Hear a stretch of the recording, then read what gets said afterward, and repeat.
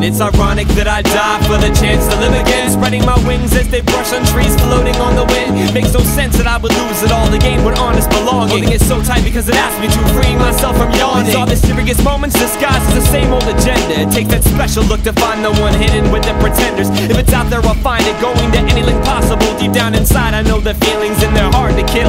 So I will stuff it down and ask myself out loud just to make sure. Is this protection for my sanity, or find something that's pure? It's never enough and there's no complete trust, but how could I ever hate the opposite sex when I feel that they are all I have left? This is my last resort to make the picture worth it. This is my last chance to kill off this weak defensive stance, cause they say in the world there's someone for everyone, but I'm struggling to find someone that hasn't experienced everyone. And I believe that finding the perfect one has nothing to do with perfection. All I can hope for is finding salvation and travel to walk in the same direction. I'm using a harp and a piano